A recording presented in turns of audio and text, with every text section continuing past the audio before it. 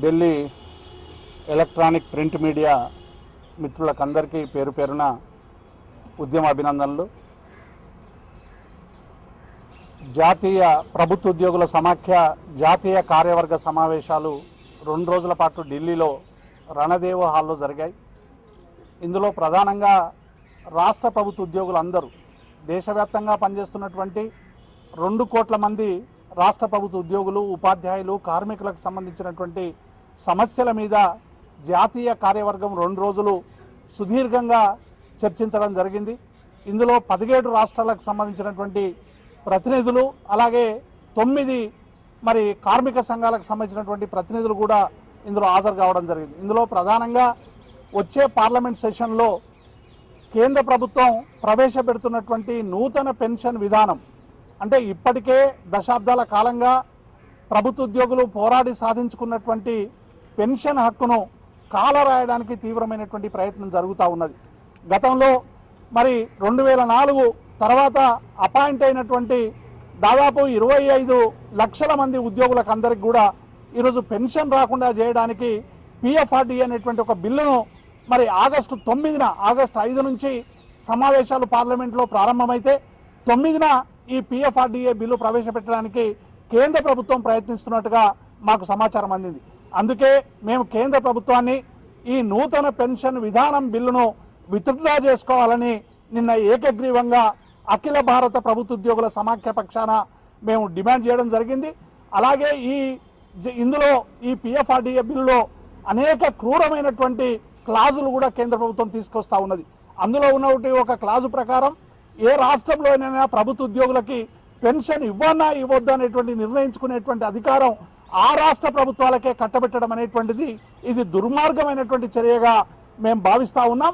ఈరోజు దాదాపు 6 మిలియన్లకు సంబంధించినటువంటి ఉద్యోగులందరూ కూడా దేశవ్యాప్తంగా పెన్షన్ పొందుతూ ఉన్నారు. కేంద్ర ప్రభుత్వ ఉద్యోగులు, రాష్ట్ర ప్రభుత్వ ఉద్యోగులు వీళ్ళందరికీ కూడా పెన్షన్ ఎత్తివేసి కాంట్రిబ్యూటరీ పెన్షన్ అనేటువంటి విధానం ప్రవేశపెట్టడాన్ని మేము తీవ్రంగా వ్యతిరేకిస్తా ఉన్నాం. ఇందులో భాగంగా ఆగస్టు 9 నాడు ఒకవేళ బిల్లు ప్రవేశపెడితే జాతీయంగా మొత్తంగా దేశవ్యాప్తంగా అన్ని రాష్ట్రాల్లో కేంద్ర రాష్ట్ర ప్రభుత్వ ఉద్యోగులు, ప్రభుత్వ రంగ సంస్థ ఉద్యోగులు అందరూ కూడా సమ్మెలకు పోతారనేటువంటి విషయాన్ని మేము స్పష్టం చేస్తా ఉన్నాం.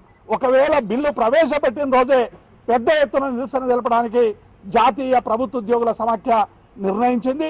అదే రోజు మేము సమ్మెలకు పోవడానికి కూడా నిర్ణయించాము. అలాగే దేశవ్యాప్తంగా కూడా అన్ని తాలూకా హెడ్ క్వార్టర్స్లో మొత్తంగా బ్లాక్లు కానీ రాష్ట్రాల్లో ఉన్నటువంటి బ్లాక్ వ్యవస్థ అయినా, తాలూకా వ్యవస్థ అయినా, నియోజకవర్గ వ్యవస్థలో కూడా 13 ఆగస్టు నాడు పెద్ద ఎత్తున ఉద్యోగులందరూ కూడా, కేంద్ర రాష్ట్ర ప్రభుత్వ ఉద్యోగులందరూ కూడా ఆయా ప్రాంతాలలో పెద్ద ఎత్తున ధర్నాలు జరపాలని నిర్ణయించాం.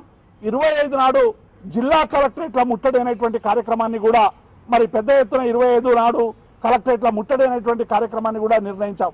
అలాగే 6వ తారీఖు నాడు ఇంకా ఐఎన్టీయూసీ ఇలా కాంగ్రెస్ పార్టీ అధికారంలో ఉన్నప్పటికీ కూడా కాంగ్రెస్ పార్టీకి అనుబంధ సంఘమైనటువంటి ఐఎన్టీయూసీ కూడా మాకు మద్దతు పలకడానికి సమాచారం ఇచ్చింది. అందుకే 6వ తారీఖు నాడు ఆగస్టున మౌలాంకర్ హాల్లో ఢిల్లీలో ఒక పెద్ద జాతీయ సదస్సును కూడా మేము నిర్వహించబోతా ఉన్నాం. అందులో దేశంలో పనిచేస్తున్నటువంటి అన్ని ట్రేడ్ యూనియన్లు, అన్ని ప్రభుత్వ రంగ సంస్థల ఉద్యోగులు, కేంద్ర రాష్ట్ర ప్రభుత్వ ఉద్యోగులు అందరూ కూడా 6వ తారీఖు నాడు జరిగేటువంటి మౌలాంకర్ హాల్లో ఢిల్లీలో జరిగేటువంటి జాతీయ సభకి అందరూ హాజరు కావాలని కూడా మేము విజ్ఞప్తి చేస్తా ఉన్నాం.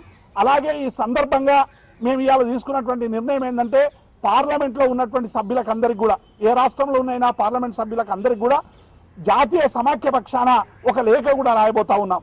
ఒకవేళ పార్లమెంట్లో మీరు ఈ బిల్లుకు అనుకూలంగా ఓటు వేస్తే మీ నియోజకవర్గాల్లో మీకు వ్యతిరేకంగా రాష్ట్ర కేంద్ర ప్రభుత్వ ఉద్యోగులు పనిచేస్తారనేటువంటి విషయాన్ని కూడా ఆ లేఖలో మేము స్పష్టం చేయబోతా ఉన్నాం.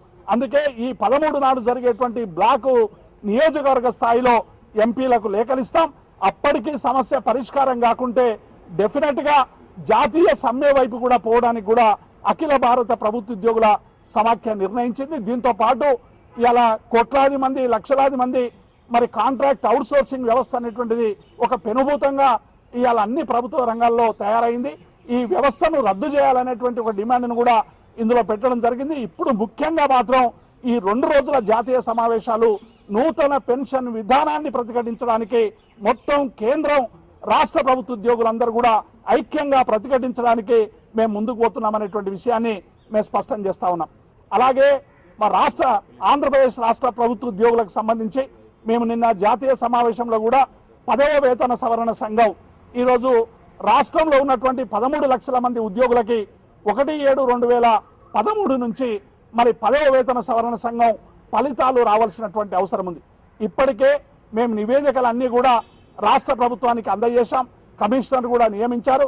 కానీ మరి కమిషన్ రిపోర్టు లేట్ అవుతున్నటువంటి తరుణంలో మేము రాష్ట్ర ప్రభుత్వాన్ని డిమాండ్ చేస్తా ఉన్నాం.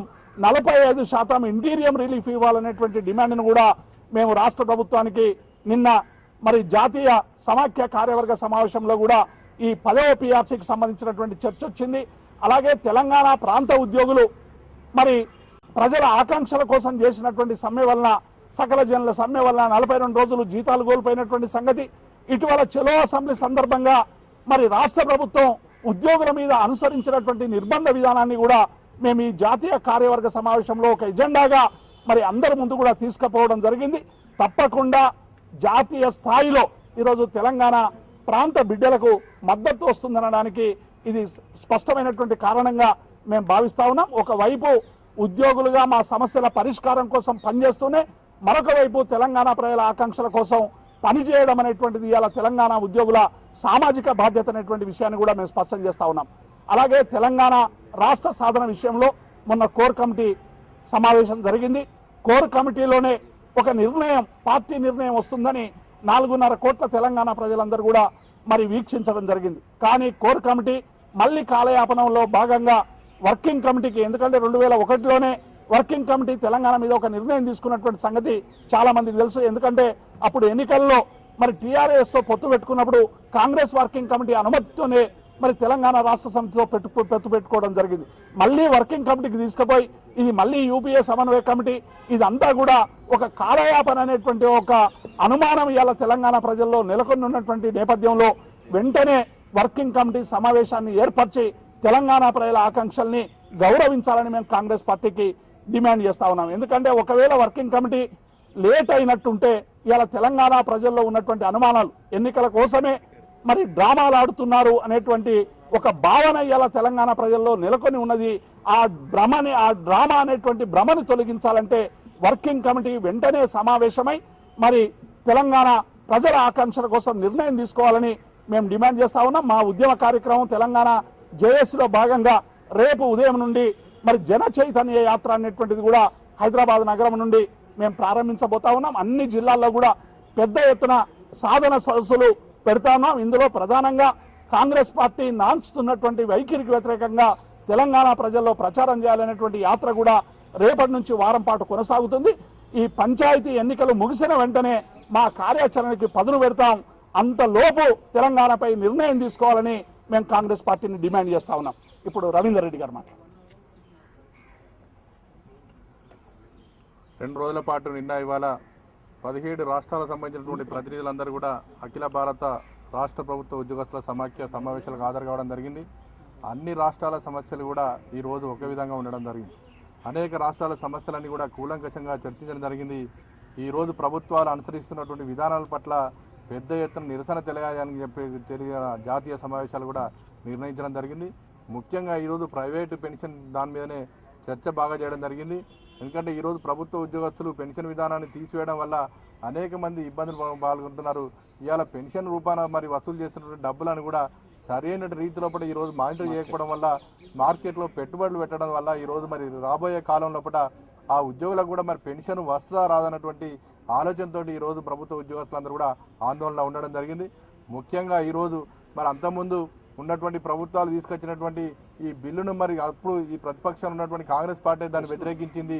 ఇవాళ అధికారంలోకి రాగానే మళ్ళీ ఆ పెన్షన్ విధానాన్ని తీసుకొచ్చే ప్రయత్నం లోపల బిల్లును పెట్టే ప్రయత్నం చేస్తూ ఉన్నది. ఆగస్టు సమావేశాల లోపల బిల్లును పెడతానని చెప్తాను కాబట్టి వెంటనే పెద్ద ఎత్తున నిరసన తెలియాలని చెప్పి కూడా అన్ని రాష్ట్రాల ప్రతినిధులందరూ కూడా ఏకగ్రీవంగా తీర్మానం చేయడం జరిగింది.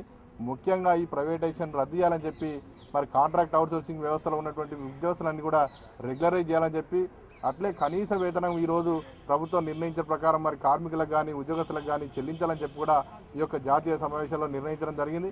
మరి వచ్చే నెల లోపల పెద్ద ఎత్తున రాష్ట్రంలో ఉన్నటువంటి జిల్లా లోపల తాలూకా కార్యాలయం లోపల కూడా పెద్ద ఎత్తున నిరసన కార్యక్రమాలు ఇవ్వడానికి కూడా ఉద్యోగస్తులందరూ కూడా సిద్ధం కావాలని చెప్పి కూడా ఈ సమావేశాలు తీర్మానించడం జరిగింది.